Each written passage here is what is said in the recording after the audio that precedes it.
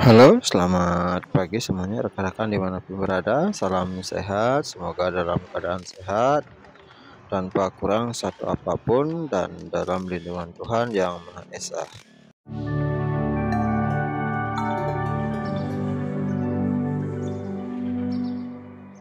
Nah, di pagi ini kita kedatangan pada bed dengan telepon suara kasar dan geledak-geledak yang sudah divonis harus turun mesin dari bengkel lain. Nah, di sini customer menjelaskan bahwa motor ini sudah divonis untuk turun mesin karena suaranya sangat kasar. Nah, di sini saya mencoba untuk melakukan pengecekan dan menganalisa dulu apa penyebab dari suara kasar tersebut, karena menurut pengakuan dari customer, motor ini tidak pernah diservis atau jarang melakukan servis untuk bagian kirian, khususnya bagian CVT seperti ini. Nah, di sini saya simpulkan bahwa penyebab dari suara ini kemungkinan berasal dari bagian CVT. Karena itu, saya membuka untuk bagian CVT dan kita bongkar bagian CVT. Kita cek apa penyebab dari suara kasar ini sebelum kita melakukan vonis atau mengambil keputusan terakhir. Nah, benar saja bahwa CVT ini terlihat kotor, debunya sangat banyak, benar seperti pengakuan dari customer tersebut. Nah, di sini saya cek debunya sangat lumayan tebal, dan bagian CVT pun penuh dilapisi dengan debu hingga ke bagian kampas kopling, dan semua CVT ini terlihat kotor sekali. Nah, sebelum itu kita akan melakukan bongkar-bongkar, khususnya untuk semua part ini kita cek, karena menurut si empuh pemilik motor ini tidak pernah melakukan servis sama sekali dan sudah lama tidak pernah diservis. Nah, di sini saya cek untuk bagian bibel dan kita buka dulu bagian cover CVT. Bagian CVT seperti ini kita gunakan alat manual demi keamanan dan mencegah daripada hal-hal yang tidak diinginkan, karena motor ini sudah mengalami keluhan suara kasar. Nah, kita gunakan alat manual seperti ini untuk meminimalisir dampak yang tidak diinginkan untuk bagian CVT primary yang di depan. Nah, seperti ini setelah kita bongkar, jangan lupa baut-baut kita lepaskan semua dan CVT pun terlihat kotor juga di sini, kita lepas semua. Dan kecurigaan saya biasanya berada untuk bagian rumah roller, yang dimana rumah roller ini biasanya sangat oblak atau rusak sehingga menimbulkan suara yang kasar. Nah, setelah saya cek dan saya lihat ternyata memang benar bahwa rumah roller ini longgar sekali. Seperti ini suaranya sudah sangat kasar, dan di sini kita cek untuk bagian roller, untuk bantalannya atau plastik bantalan sudah habis. Dan yang paling penting di sini saya lihat untuk dudukan dari light sudah pada mengecil atau terkikis. Nah, seperti ini kita cek dan sangat kecil, dan kita cek untuk bagian lightnya, kita buka dulu seperti ini. Untuk bagian light kita lihat udah pada berlubang seperti ini dan sudah dimakan, dan besi-besi rumah roller sudah terkikis semua seperti ini. Nah, selanjutnya kita cek untuk bagian kampas kopling ganda, untuk bagian sekunderi kita cek. Nah, di sini saya gunakan kunci impact karena untuk bagian sekunderi ini tidak ada masalah kalau kita gunakan kunci impact. Nah, di sini kita lihat debunya cukup lumayan banyak, tebal, dan kita cek untuk bagian sekunderi seperti ini, kita lepaskan, kita cek untuk bevelnya apakah masih layak untuk digunakan. Dan selanjutnya kita akan lihat debu ini cuman tebal teman-teman. Kita cek untuk bagian kampas kopling ganda ya seperti ini, dan selanjutnya untuk bagian rumah CVT ini kita bersihkan dulu menggunakan bensin.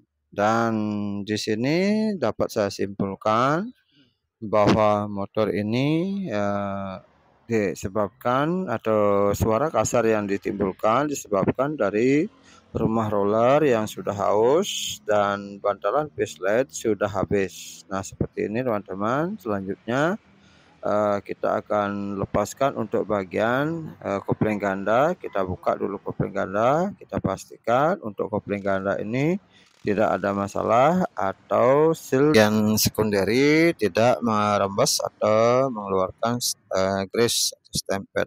Jika semua dirasa sudah aman atau tidak ada kendala, selanjutnya kita akan bersihkan untuk bagian sekunderi, cukup kita semprot atau kita lap. Dan selanjutnya kampas kopling kita semprot, kita bersihkan juga. Dan jangan lupa untuk bagian ini jangan dicuci. Untuk bagian kampas kopling kita bersihkan dengan semprotan angin atau kita lap. Dan selanjutnya kita pasang untuk bagian sekunderi ini. Seperti ini kita tekan. Dan catatan di sini untuk bagian mur CVT ini ada plat yang datar dan ada plat yang cembung, dan untuk bagian cembung kita masukkan di bagian dalam dan bagian datar berada di bagian luar. Nah, tip untuk teman-teman memasang daripada kuncian ini, kita pasang secara manual dulu sampai mentok, dan selanjutnya baru kita gunakan impact. Dan impact di sini karena saya sudah terbiasa, kita gunakan ukuran derajat daripada pemasangan. Jangan sampai kita pasang asal-asalan, karena di sini saya sudah melakukan perhitungan, kita pakai derajat yang sudah dipastikan keakurasiannya. Nah, selanjutnya kita ganti untuk bagian facelight-nya.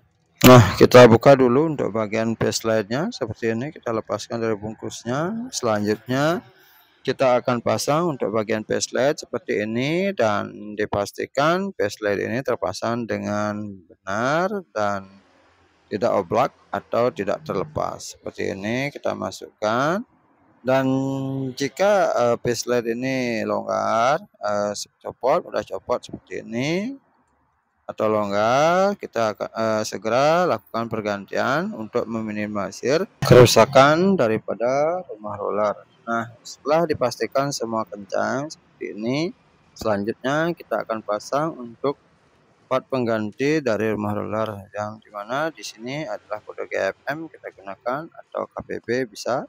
Dan selanjutnya kita pasang untuk bagian roller dari CVT seperti ini. Kita siapkan untuk roller, kita pakai yang original partnya. Nah, tip untuk pemasangan dari roller ini, kita akan pasang mengikuti putaran atau dari mesin. Nah, seperti ini, yang di bagian plastik belakang kita pasang berlawanan arah, dan bagian besi yang terlihat seperti ini kita pasang di bagian depan. Nah, ini kita pasang satu arah seperti ini, mengikuti dari arah putaran untuk bagian besi dan plastik di bagian belakang. Selanjutnya kita pasang. Nah, di sini kita pasang bosnya. Catatan untuk teman-teman, untuk bagian rumah roller sebaiknya teman-teman tidak menggunakan stempel dan langsung kita pasang untuk bagian rumah roller tanpa melakukan sentuhan apapun untuk bagian dalam. Dan selanjutnya kita pasang rumah roller ini atau tutupan facelight. Dan jangan lupa di dalam rumah roller ini sebaiknya jangan dikasih stempel atau apapun atau sentuhan apapun. Jika terkena keringat atau kena grease atau stempel, itu akan mempercepat kerusakan daripada rumah roller tersebut. Nah, selanjutnya kita pasang untuk bagian rumah roller, dan jangan lupa bebel atau panbelnya kita semprot untuk bersihkan debu-debu yang menempel. Selanjutnya kita pasang sesuai arah atau putaran. Biasanya untuk pemasangan bebel ini kita pasang arahnya dari belakang untuk membaca tulisan Honda, biasanya dibaca dari belakang ke depan. Nah, seperti ini. Selanjutnya kita pasang untuk gigi starternya, kita pasang, dan kipas jangan lupa kita pasang. Dan untuk gigi starter bagian luar, starter kaki kita pasang. Dan di sini jangan lupa ring daripada puli CVT ini jangan lupa kita pasang. Dan selanjutnya kita pasang untuk gigian starter seperti ini. Namun sebelumnya kita kencangkan untuk bagian puli CVT seperti ini. Kita gunakan kunci manual demi keamanan dan demi keamanan dan menghindari hal-hal yang tidak diinginkan. Nah, kita siapkan, selanjutnya kita torsi untuk bagian depan. Kenapa kita torsi? Karena untuk bagian depan ini sering saya jumpai bautnya terlepas atau bautnya kurang kencang, sehingga baut ini terlepas, sehingga motor ini pun tidak bisa berjalan atau menimbulkan kerusakan yang lebih parah lagi. Nah, setelah kita torsi, untuk torsi kita torsi di bagian 100 Nm bagian depan primary, dan selanjutnya pasang untuk bagian secondary. Nah, di sini untuk bagian secondary dudukan bevel kita cukup tarik seperti ini, jangan lupa dipencet seperti ini dan masukkan bevel. Selanjutnya kita pasang untuk mangkok kopling, dan selanjutnya kita kasih ring dan mur pengunci kita pasang menggunakan tangan dulu sampai mentok, dan setelah itu kita torsi atau kita gunakan impact kecil seperti ini di kecepatan yang paling rendah. Nah, seperti ini kita tahan sedikit.